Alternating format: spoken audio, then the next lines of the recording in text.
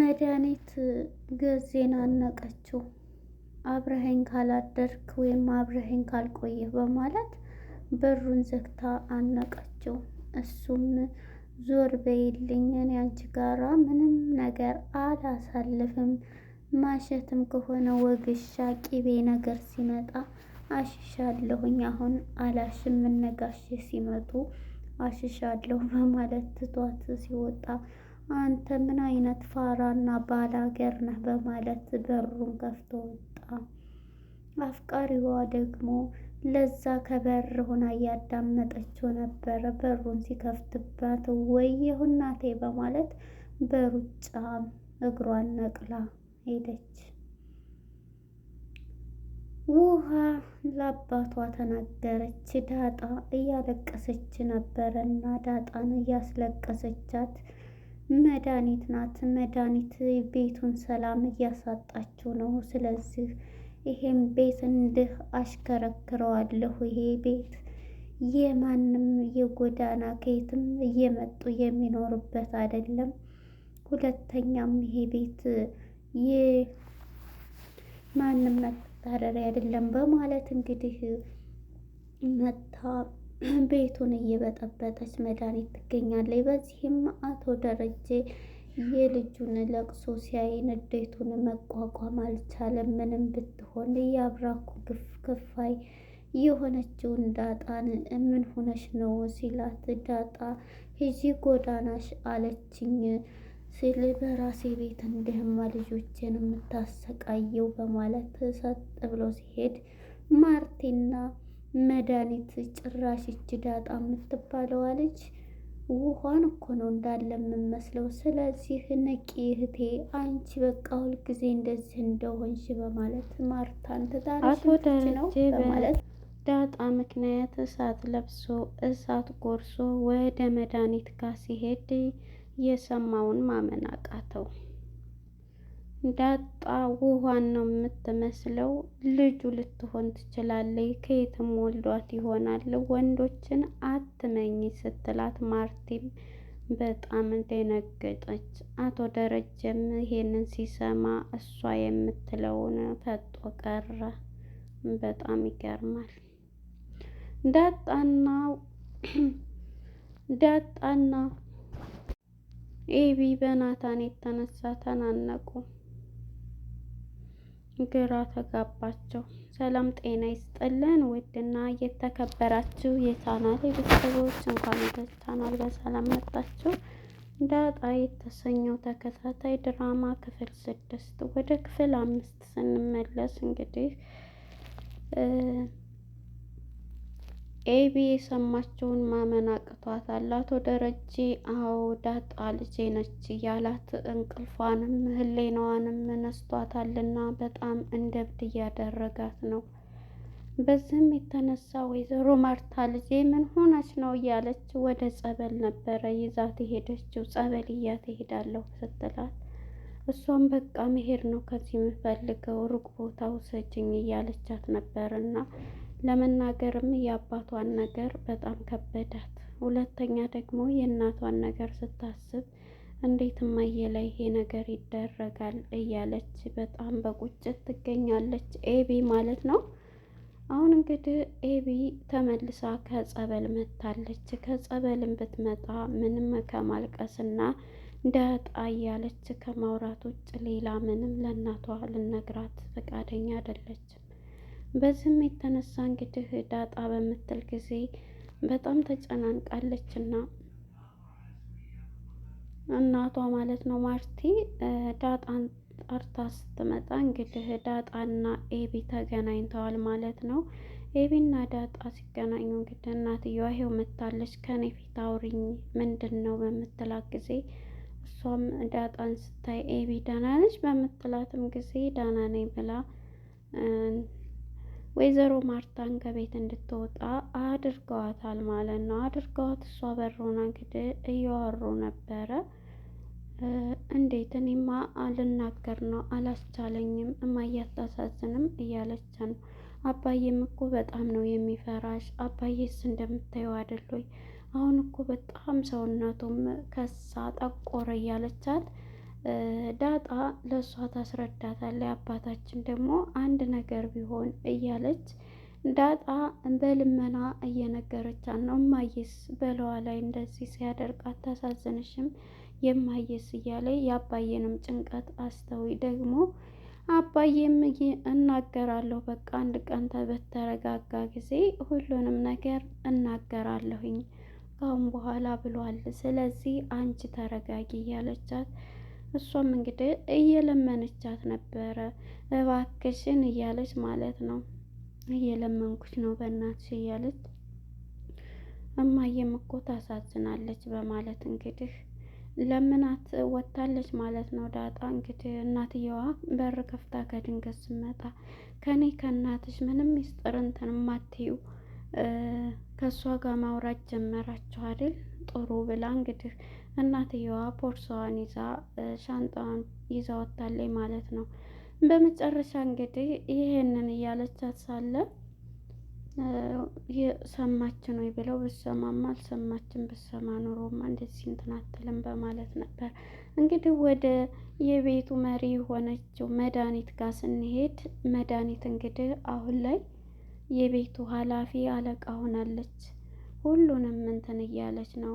ከጎኗ እንግዲህ ቸኮሌት አስጭኝ እያለች ከአጠገቧ ስትሄድባት ውሃ ገፍትራ ትጥላታለች ማለት ነው። ገፍትራ ስትጥላትም እንግዲህ እንዴ ለምን ነው እንደዚህ የምታደርግኝ? ያለ የመታሽኝ አሁን ድረስ እኮ እንትን ብሏል እያለ አባትየው ደግሞ በር ከፍቶ ሲያይ ልጆቹን እንትን ስል አይተዋል ማለት ነው። የዚህ ጊዜ በጣም እየተናደደኝ ነው ማለት ነው። አባትየውም ሂጂ በቃ እኔ እናግራታለሁ ብሎ እሷ ላይ እየጮኸ ነበር። እንዴት ነው ልጆችን እንደዚህ የምታደርጊው? በልጆቼ በፍጹም እንደዚህ እንድታደርጊ አልፈቅድልሽም እያላት ነበር። እና በመጨረሻ እንግዲህ እንደዚህ እያለ መጀመሪያ ወደ ገዜ ጋር ስንሄድ እንግዲህ ገዜና መድኃኒት በአንድ ነበሩ ክላስ ያሉት ማለት ነው። ግሬን ሻይ ብለው እንግዲህ ከሱ ጋራ ሪሌሽን ልትጀምር ብትልም ገዜ እኔ ውሃ ነኝ አንቺ እሳት ነሽ በማለት ሁለት አይነት ሰዎች አሉ በዚህ ላይ እያለ እንደውም ባለ ሀገር ምናምን እያለች የማይገባህ እያለች በስድብ ስትለው እንግዲህ ከበሩ ሆና ማነች ለዛ እያዳመጠች ነበረ። ለዛ እንግዲህ በመጨረሻ በሩን ሲከፍትባት ወየው እናቴ ብላ ነው እየሮጠች ሄደችው። እንዴ ምን ትላለች እያለ እሱም ወደ ኪችን ነበር ሄደው ማለት ነው። እናም በመጨረሻ ለዛና ገዜ ማለት ነው እንደው አኮራኸኝ እያለኝ እኔ እኮ በጣም ነው እንትን የምለው አኮራኸኝ እያለኝ በጣም ደስ ብሏታል ማለት ነው። ለዛ እሱም እንግዲህ አሁን እኮ ታውቂያለሽ ሴቶቹ በመልክ እኮ እንግዲህ እሷ እንትን ትልቻለች የተላጠ ድንች መስለው እያላት በመጨረሻ እንግዲህ እሷም ይሄን እያለች ድስቷ አልቀራትም ከጭንቅላቷ ላይ ጨምረዋለች ማለት ነው። በሱ ፍቅር ያበደችው ለዛ ማለት ነው። እናም የኔ እህትዬ እኔን አታውቂኝም ማለት ነው እኔ አንቺ ወንድም ሲላት ለምን ወንድሜ እኔ ወንድሜ ስል እኔ አንቺ ባል ሲላት ከዛ መጨረሻ ላይ እንግዲህ ሲያስረዳት ነበረ ማለት ነው። እንሶ ወደ ገዜ ወደ አቶ ደረጀ ጋር ስንሄድ እንግዲህ አቶ ደረጀ መድኃኒትን ልጆችን እንደዚህ እንድታደርጊ አልፈቅድልሽም እያላት ነበረ ማለት ነው። በመጨረሻ እንግዲህ ገዜ ማን ነው ደረጀ እንዴ ይህችን ልጅ ህመማን ሕክምና መውሰድ አለብህ በጣም እኮ ጅል ሆናለች እያለች ለአባቷ ስትለው አቶ ደረጀ በጣም ውሃ ከሌለች ታውቂያለሽ እኔ ለልጆቼ ብዬ ነው የምኖረው። ውሃ ከሌለች ደግሞ ቤቱ ሁሉ ባዶ ነው። እኔ ስለሷ እንትን ልትይኝ አልፈልግም እያለ ህመማን እንትን መውሰድ ነው እያለች ነበረ ስትል የነበረችው ማለት ነው። እንግዲህ ወደ ጊዜና ወደ ዳጣ ጋር ስንሄድ እንዴት እያለ ሁሉንም ነገር ሲያስረዳን ነበረ። ውስጥ እንደዚህ ግን ጎበዝ ነህ በጣም ነው እኮ የሚገርመው እያለኝ አንቺም እኮ ግን ናታን ጋራ እንዴት ነው ናታን ጋራ እንደዚህ እያለ ሲላት አይ እኛ ገና ነን እያለችው ነበር።